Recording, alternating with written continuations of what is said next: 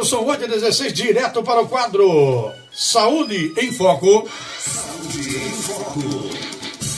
Hoje com o doutor Antônio Cláudio Santos das Neves, segunda vez que ele vem ao programa. Doutor, bom dia. Bom dia, Carlos. É um prazer estar aqui mais uma vez. Prazer é nosso, sucesso que foi a primeira entrevista, aliás, a primeira participação dele aqui. E nós deixamos alguns assuntos. Tá no Face da Xodó aí, viu? Pendente. Está no Face da Xodó? Da Xodó. No Face da Xodó. Atenção, você pode assistir também a entrevista através do Face da Xodó. Qual é o endereço? Só procurar lá. Xodó FM vai aparecer. Xodó FM vai aparecer a entrevista aqui com o doutor Cláudio. Ou é transmitido? Então você pode, retransmitindo, né? Você pode acompanhar aí as imagens dessa entrevista. Nós ficamos devendo alguns assuntos, não necessariamente dentro da geriatria, e alguns ouvintes que também mandaram perguntas que eu acabei não fazendo, não deu tempo. Mas eu quero primeiro, teve um ouvinte que quando soube que isso ia voltar, mandou para mim aqui, um ouvinte novo, mas eu acredito que seja uma pergunta pertinente, que é o Cláudio, seu xará,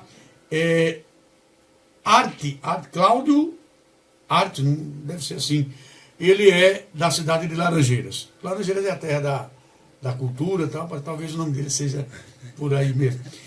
Pergunte ao doutor Cláudio, o que necessariamente provoca a embolia?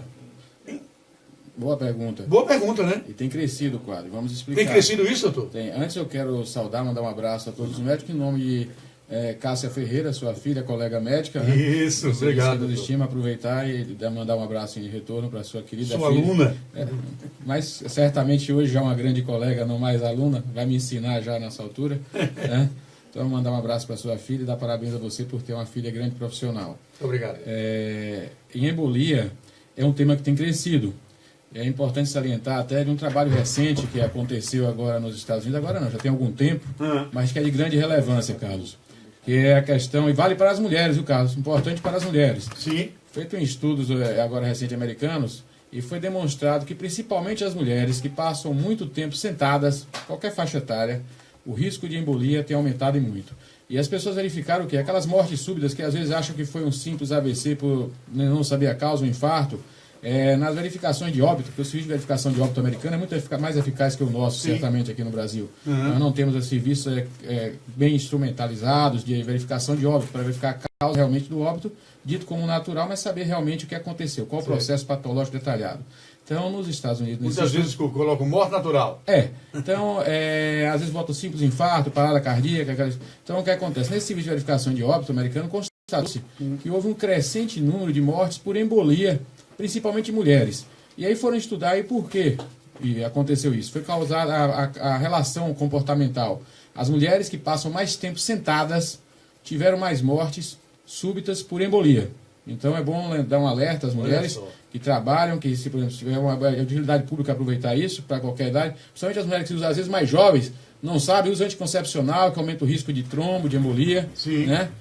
Já assisti mulher com 26 anos, recém-casada, um fato triste, já acompanhei, vir a óbito por uso de anticoncepcional e ter o processo embólico. Certo. Então a embolia é um processo, esclarecendo a população, que pode causar uma morte súbita ou deixar sequelas em função da formação de um trombo, que pode acontecer, a exemplo, em membros inferiores, pode acontecer mais até nas mulheres, pode ter doença vascular prévia, varizes, uso de medicamentos tipo anticoncepcional, em que há uma facilidade maior de formação do trombo, que vai se formar uma rolha de sangue, isso é a embolia? Não, isso é um processo que eu vou explicar o que acontece. Sim. Aí você forma um trombo, esse trombo, por um motivo qualquer, ele se desprende, e aí esse trombo se transforma num êmbolo, como se fosse uma rolha que sai de um vaso maior, de um calibre maior, e com a força da corrente sanguínea vai se alojar em um órgão nobre, cérebro, pulmão, embolia pulmonar, muito comum, até coração, embolia cardíaca. Então você acaba tendo o entupimento de um outro vaso, em um outro órgão nobre,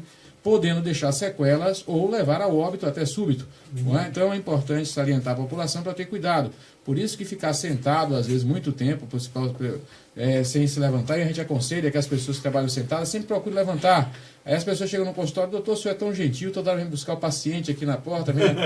Eu estou sendo gentil e a gentileza me dá um prêmio, eu estou me movimentando. Então é importante as pessoas aprenderem e não ficarem realmente na posição sentada por muito tempo, parado, até porque a cadeira é uma invenção do homem, viu, Carlos? Sim. A cadeira é uma invenção do homem. Eu brinco com as pacientes às vezes. Sim. Como é que a gatinha descansa? Deitada. A vaquinha descansa, deitada. O homem inventou a cadeira. O homem inventou a cadeira, senta-se, há uma posição fixa em que a circulação fica presa, principalmente posterior da coxa, né? Você para ali, você causa uma pressão, e isso, além de deixar as pernas na posição vertical por muito tempo, você tem uma estase sanguínea, sangue parado, e uma compressão em uma área do corpo em que evita realmente o fluxo adequado de sangue. Então, ficar sentado por muito tempo é o que nós devemos evitar. Trabalhar sentado, sim, se necessário, mas sempre levantar, né? Evitar ficar por muito tempo na posição sentada, é o ideal. Olha que boa explicação. Atenção, você pode assistir a entrevista através do Face da Xodó. Já tem pergunta aqui, é bacana isso, né? O pessoal acompanhando aqui e já mandando pergunta. Ainda sobre a embolia. Pois não. Qual a causa? Você já falou várias causas, mas a pergunta da Sônia aqui é a seguinte: é possível evitar a embolia? De que forma? Bom, aquelas pessoas que têm um risco vascular maior, além Sim. da questão de evitar a imobilidade, principalmente a gente falou na posição sentada ou em pé muito tempo parada, Certo. e o uso de medicamentos que possam aumentar o risco de maior viscosidade sanguínea, as pessoas que têm maior risco, elas podem fazer, com a orientação médica, uso de medicamentos que vão evitar a agregação, facilitar a agregação plaquetária, a formação de trombos. Certo. Isso aí, existe vários medicamentos no mercado. Pessoas que já tiveram trombose, elas já fazem uso. Aquelas que têm risco, o médico acha adequado, é claro que tem que ter acompanhamento médico para ter realmente essa prevenção de forma mais eficaz. Sim. Mas o ideal, de forma geral, para a população é a mobilização frequente, evitar ficar sentado. Inclusive, viagens. É comum, às vezes, as pessoas ficarem, às vezes, em um voo longo, sentadas por muito tempo. 10, 15 horas. Aí a gente orienta aquelas mulheres que têm um risco maior, têm varizes, usam um medicamento que traz isso, levantar, durante o voo, vai buscar água, não esperar, não ficar pedindo somente a aeromoça água. Por que não dar uma levantada, uma caminhada? Então a gente orienta que faça isso para que evite realmente o risco do processo trombótico e a possível embolia. Então é importante salientar nesse sentido. E a hidratação. É importante estar bem hidratado, né? As pessoas mais idosas acabam perdendo a percepção da sede. A gente vai envelhecendo, Carlos, e o cérebro da gente vai falhando em algumas coisas. Sim. Então, às vezes, as pessoas deixam que há necessidade de água no organismo. Então, é importante salientar que o centro de percepção da sede, né? Você está aí bebendo água muito bem? Minha garrafinha aqui. O centro de percepção da sede, ele começa a falhar. Mas ele não falha só no idoso. No processo de envelhecimento, esse centro vai falhando e as pessoas deixam de beber água. E aí você vai tendo um maior risco vascular, não somente a questão da embolia vascular, mas também até o próprio infarto, AVC direto. Você começa a ter falha de memória, tontura, vários processos em função da pouca hidratação. Isso provocado pela falta da hidratação? Tem gente que tem dor de cabeça só por falta de água. Bebe água, melhora, não é verdade? Então o que é que acontece? A água realmente ela é necessária. E aí a gente percebe o quê? Aí você falou, procurar o geriatra mais jovem. As pessoas já mais jovens, às vezes com 30 anos, estão bebendo pouca água. Aquele estresse do dia a dia, preocupação na afirmação no mercado profissional, corre, o estresse também faz o centro da sede deixar de funcionar de forma adequada. Coisa, né? E as pessoas às vezes passam o dia todo bebendo pouca água, precisando... Qual é o ideal? O ideal seria beber no mínimo uns 8, no nosso clima aqui, 8 copos d'água numa atividade moderada. Se você tiver uma atividade mais intensa, depende da sua atividade diária, claro. Se você caminha muito, o ambiente é quente, isso vai depender. Mas em média... 1,5 litro, 2 litros. Isso. O ideal para atividade moderada, a depender se a pessoa tem uma atividade mais intensa, mais água, claro. Alguma diferença, algumas pessoas falam, da água gelada para a água natural? Tem nada, nenhuma diferença? Não. Depende do conforto. Importante é hidratar. Se a pessoa se sente melhor bebendo água mais fria, tudo bem. Aquelas pessoas que têm mais uma sensibilidade palato, a água gelada incomoda. Não tem problema. Bebe uma água menos fria. Seria por isso a importância da água, que qualquer pessoa que passa mal, as pessoas que estão em volta dizem logo, traga um copo com água para ele. É isso? Já é uma forma de, às vezes, o passar mal é até uma ansiedade, muitas vezes essa atenção, esse carinho, até o beber água já distrai e a pessoa já esquece o problema e acaba tendo um efeito, né, de atenção que ajuda a aliviar aquele conflito, aquele momento agudo, às vezes. Eu acho engraçado nas novelas, o personagem lá passa mal, tem um ataque cardíaco, um negócio, aí chega... Traz o remédio dele, aí bota, um segundo tá bom. Não é bem assim, né? Não, é verdade. Não é bem assim. A Rosileide Santos Santana diz, bom dia, doutor Cláudio, eu gostaria de saber se é normal se sentir sempre cansada e o coração como se fosse sair. Misericórdia. e umas pontadas. É nosso Face, tá vendo? Funcionando aqui o nosso Face. Mas você pode mandar mensagem também para o Zap 99998 1023, tá bom? E pelo Zap você vai lá, Xodó FM, você encontra. Rosileide, seu coração, mulher, quer sair. Tem aquela que diz assim, quer sair pela boca, né? É bom. Rosileide, um abraço, minha amiga. Possivelmente, o conjunto de sintomas que você está apresentando pode ter relação com o estado, às vezes, de emocional ou de fadiga. Você está se sentindo cansada, você já diz isso. Pode ter uma carência nutricional por estar se sentindo cansada, mas essa sensação do coração sair pode ter um ataque cardíaco, um processo arrítmico, você está sentindo mal-estar, né? É interessante fazer uma avaliação médica, mas com certeza, independente de qualquer resultado de possível patologia que exista, certamente controlar a parte emocional vai ajudar, né? Verificar e não deixe de falar se você não estiver dormindo bem, se estiver estressada, se estiver ansiosa, comentar isso com o seu médico, fazer uma verificação hormonal, olhar o processo da tireoide, você pode ter um hipertireoidismo, que pode ter taquicardia, você pode estar usando algum medicamento com efeito colateral que possa causar isso, mas verifique também o estado de humor, que muitas vezes ele se manifesta de forma mascarada com sintomas físicos, em que você não percebe que realmente a causa é o estresse do dia a dia, é uma descompensação psíquica. Então é importante também verificar esse lado do processo psicológico seu. Para ela, o caminho é procurar qual especialidade, doutor? Ela pode procurar qualquer clínico geral que ela considere bom, que ela possa confiar, conversar e fazer os exames e abordar todos esses pontos que nós colocamos e outros que o colega médico queira fazer. Legal. Minha cara Rosileide, se você não está satisfeito com a resposta, pode complementar, tá bom? Samuel Melo, coloca aqui, parabéns, Carlos, pelo programa. Bom dia, gostaria de saber se é normal acordar e urinar umas 3 vezes à noite. Bom, não sei a idade do Samuel, né? Mas o que acontece, Samuel? Normalmente, até 2 vezes à noite nós consideramos normal. Né? Você pode ter a interrupção do sono, principalmente porque quando você deita, o líquido que está acumulado nos membros inferiores, né? Esse tende a se distribuir para todo o corpo e dar uma sobrecarga renal, produzindo um maior volume de urina durante a noite, e as pessoas às vezes levantam. E aí aquela pergunta, eu acordo, eu não urino de dia, vou urinar à noite? 3 vezes, né? Por quê, então? Porque às vezes quando você tem...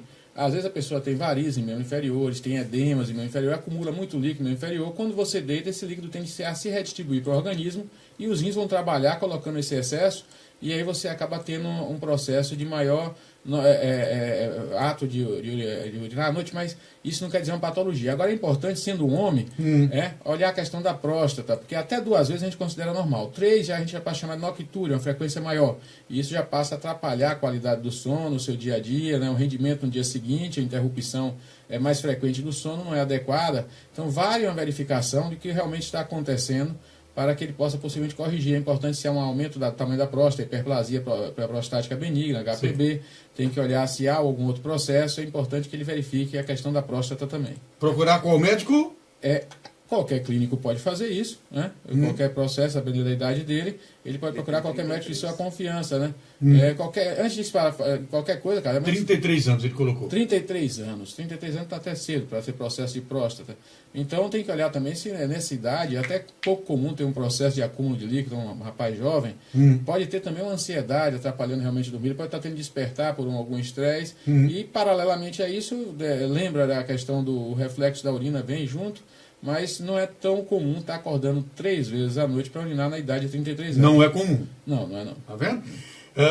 São exatamente 8 horas e 30 minutos. Maratá, o sucesso do sabor, o melhor café que há. Presente no nosso dia a dia. Hospital Unimed, agora com urgência 24 horas em clínica médica, cirúrgica, pediatria, ortopedia, na rua Campo do Brito, no bairro São José. Colégio Amadeus, o melhor de Sergipe, Lifan Sergipe.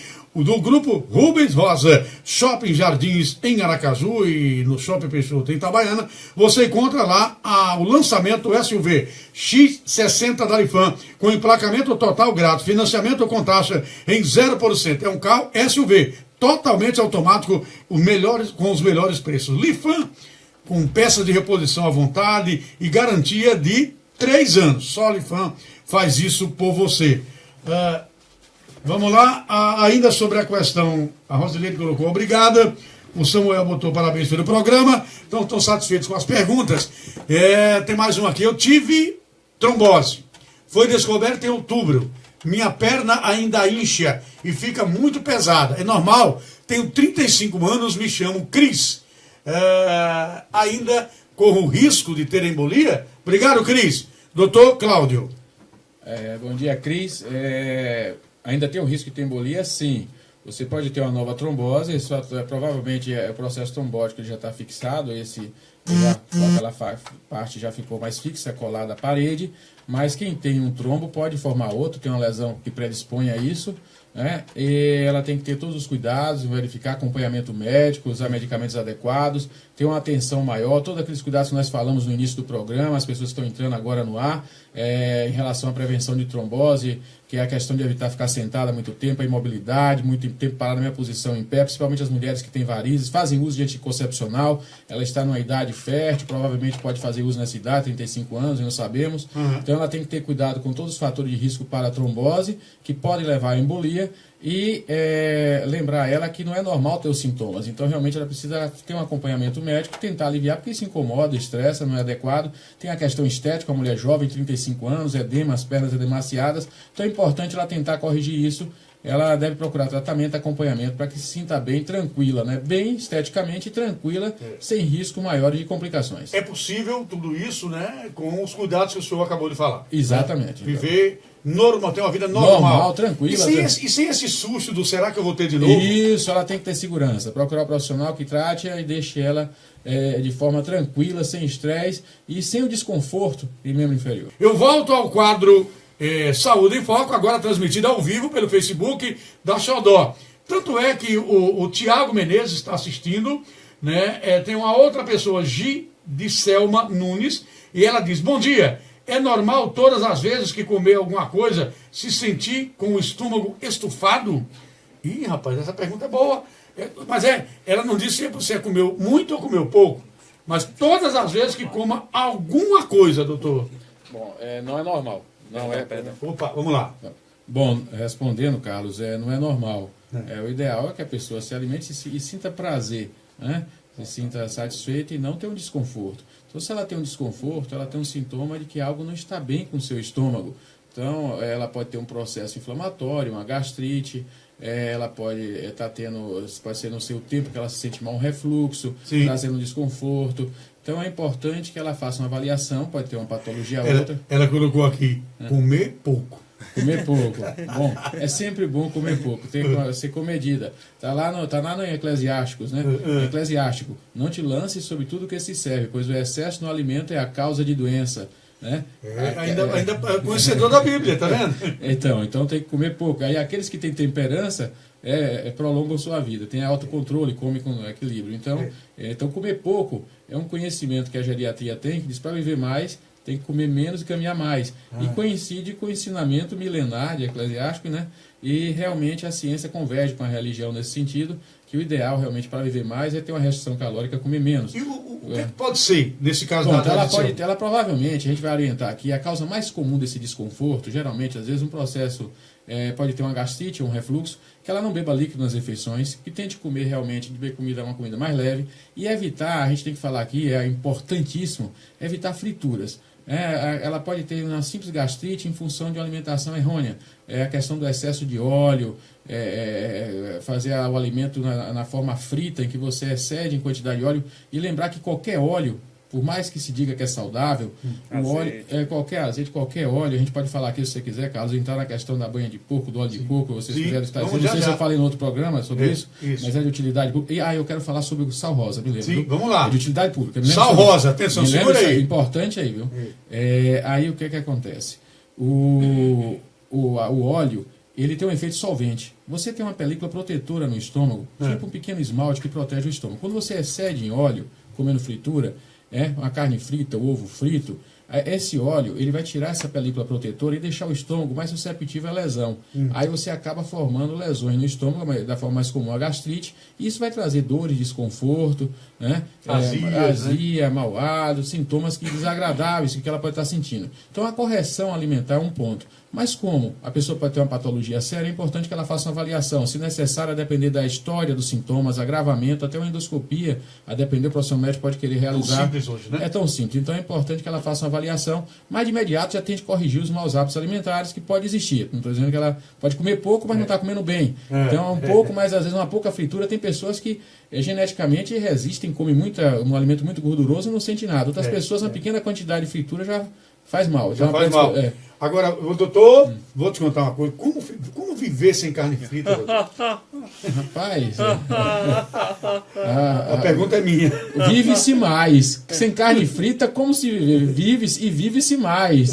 A fritura, Carlos, é bom salientar aqui, aí eu entro na questão, quando a gente fala em fritura, a fritura é um processo que você produz o alimento, que é importante trazer essa informação para a população, em que você, quando o calor carregado pelo óleo, ele vai fazer você perder o valor nutricional do alimento. Eu vou aqui, já falei essa frase em outras vezes, em outros locais, por exemplo, o ovo. O ovo é um alimento maravilhoso. Hoje a gente sabe, tem vários vídeos falando sobre o ovo. O ovo contém todos os aminoácidos essenciais do organismo. A mulher que mais idosa do mundo, ela come 3 ovos por dia, mas não frito.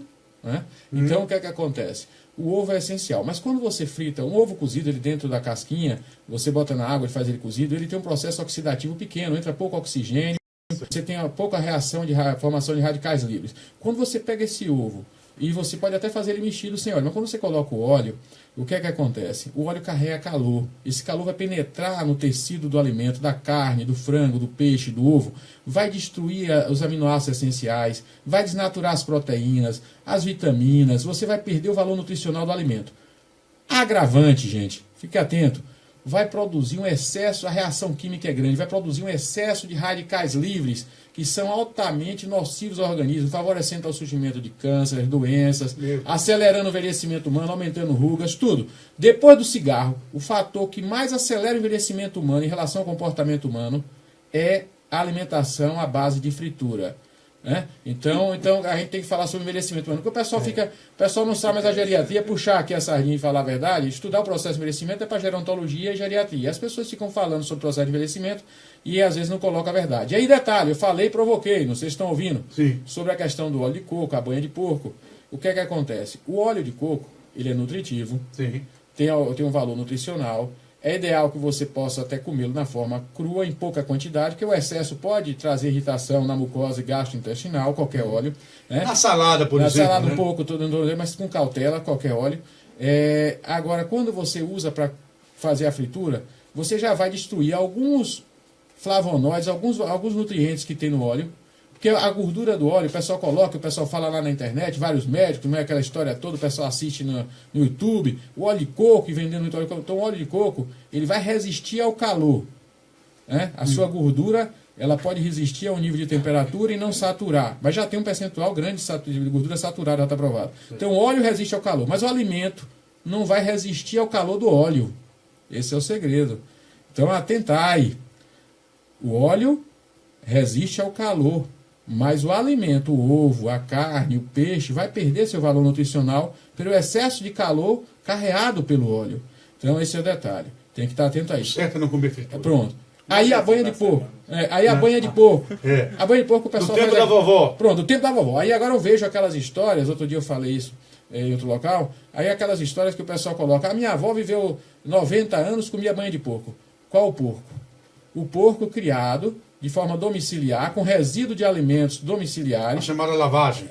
E o que é que acontece? Não tinha hormônio, não tinha pesticida. O porco de hoje, de grandes produções, aí detalhe, viu gente? Detalhe aí. O porco é de grandes produções, essa banha de porco, ela vem de porcos de grandes produções, que recebe rações cheias de hormônios. Sabe onde o hormônio se acumula no animal? Sim. Na gordura. Então a banha está cheia de hormônio. Sabe onde é que o pesticida da ração do porco se acumula? Sim. Na gordura do animal. Então a banha está cheia de resíduo de pesticida possível. Então a gente não tem fiscalização nesse sentido no país. Então você tem que ter cautela, porque há aquela divulgação grande de aquilo é saudável, aquele modismo, e isso causa, às vezes, um aceleramento de processo patológico em silêncio, e não há estudo, e às vezes as pessoas ficam por anos fazendo aquele uso inadequado. Mas ela fazia bem na época da vovó? Aí é que está o questionamento. Aquela vovó caminhava todo dia, queimava aquela gordura. Aquele pessoal do interior que caminhava, então aquele excesso de gordura era queimado. É diferente da vovó que fica hoje sentada no sofá assistindo Big Brother. por hora. Então, ainda tem essa questão. O estilo de vida da vovó é diferente da de hoje. Então, todos esses fatores nós temos que levar em consideração, que a pessoa que comia aquele excesso de gordura, principalmente naquele padrão de vida, estilo de vida interiorano, eram as pessoas que caminhavam mais, tinham menos veículos, queimava gordura. Tal, então é diferente. Então você não pode fazer esse comparativo. É uma falácia esse comparativo. Então, tá comparando laranja com limão. O porco é outro, a vovó é outra. A alimentação é diferente. É diferente. Então tudo muda. E ainda tem outro detalhe. Por mais que digam que a vovó vivia mais, ainda tem esse detalhe que não é verdade. A vovó de hoje, em função do avanço tecnológico, apesar de sentar no sofá, os medicamentos que controlam não é adequado, perde qualidade de vida, não é o correto, ainda está vivendo mais hoje, apesar de não ser de forma adequada. O certo é não comer fritura. Pronto, o certo é não comer fritura. Nada de fritura. Até que o ovo é fácil fazer sem óleo. Colocou, mexeu, tá precisa. bom. Uma vez só. E não esquecer. Uma vez por semana, doutor. Libera aí para carne frita uma vez por semana. Não pode, né? Depois me pergunta sobre o sal rosa. Sal rosa. Vou lá. Eu tenho um amigo meu chamado Carlos Augusto, que mais conhecido como meu filho, que come filé de frango todos os dias na fritura.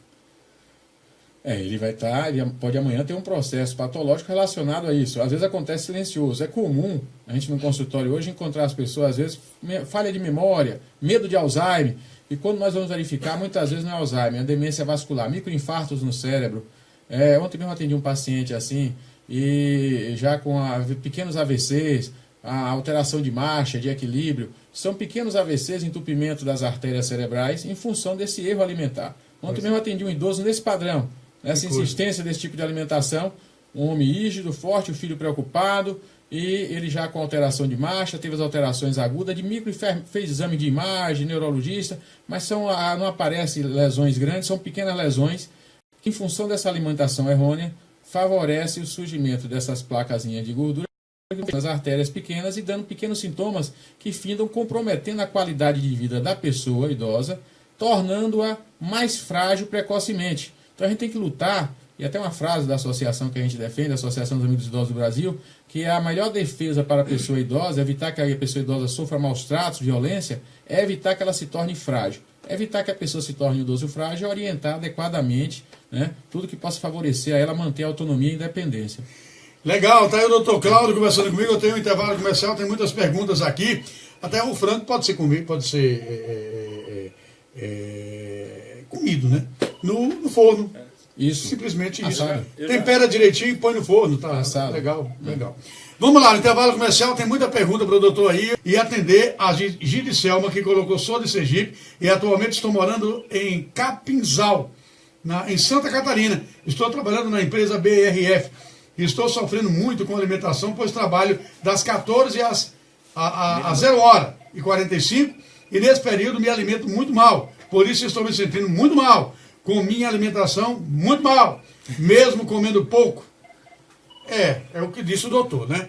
Vamos lá, 2 minutos, eu volto com a parte final do quadro Saúde em Foco. 8h50, nós voltamos hoje com o doutor Cláudio.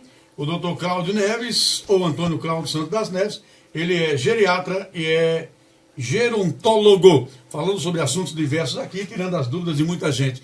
Foi que o ouvinte colocou lá? Deixa eu só ler. O ouvinte colocou? Cris, né? Hein? A Cris, né? A Cris colocou, ela tirou uma dúvida, depois ela colocou. Cadê? A partir de minha trombose. A partir de minha trombose foi depois que torci o joelho. Não tenho varizes expostas, não tive nenhum problema com varizes, mas o joelho começou a inchar e com 12 dias depois tive a trombose. Parei os anticoncepcionais, eu fazia a prática de caminhada 1h30 por dia. Depois da trombose, não estou podendo fazer caminhada por causa da lesão do joelho. Bom dia a todos e muito obrigado. Os médicos, tanto ortopedista quanto vascular, me mandaram perder peso. E ela perdeu 15 quilos. Está no caminho certo. Corretamente. Aí.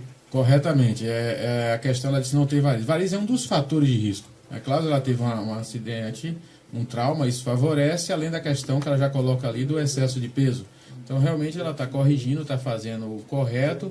A tendência é ela ter um controle, melhorar a qualidade de vida, principalmente no afinco, na determinação da perda de peso, que é muito importante para diminuir o risco vascular em todos os aspectos. Então, é importante, além da questão da varizes, o excesso de peso também é um fator de risco. E o anticoncepcional que ela parou também foi, talvez, um fator para exponente. Isso, segura aí que ele vai falar sobre o Sarrosa. Coloca ali o presidente do Banese, sem derrubar o computador, entendeu?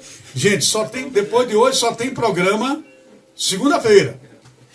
Segunda-feira é que a gente vai voltar. Um feriado bom, né?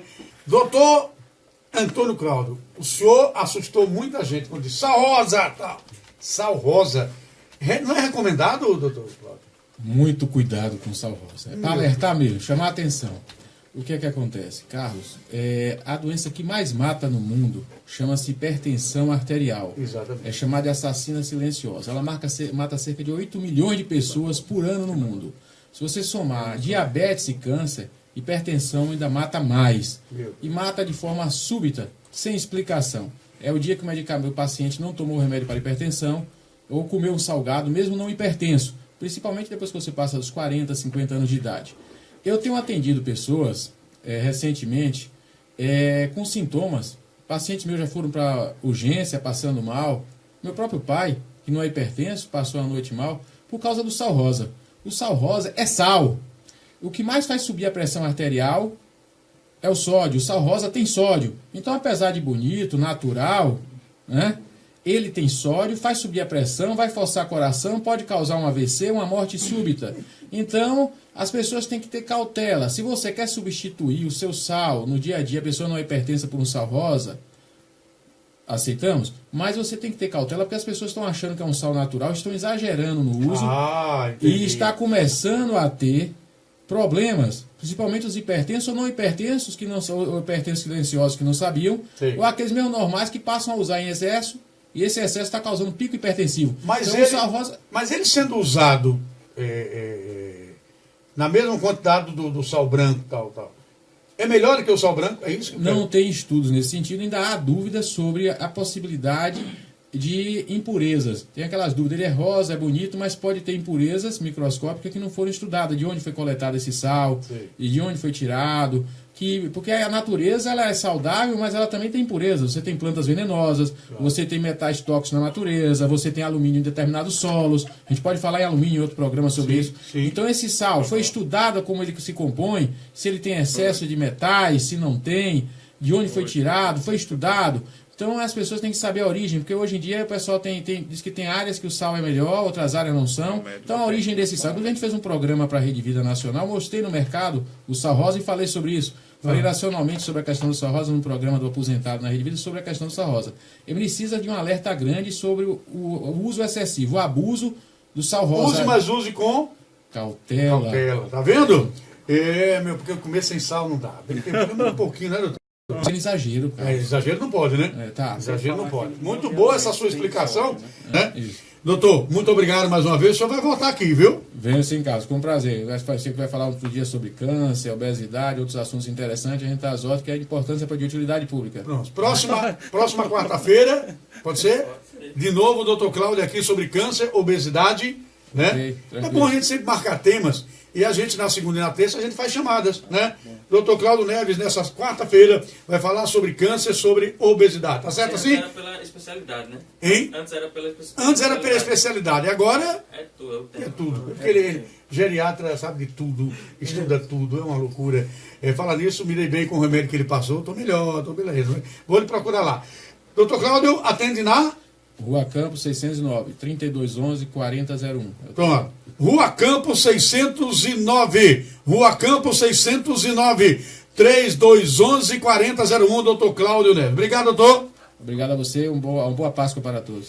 Boa Páscoa para todos. Segunda a gente volta a se encontrar, se Deus quiser.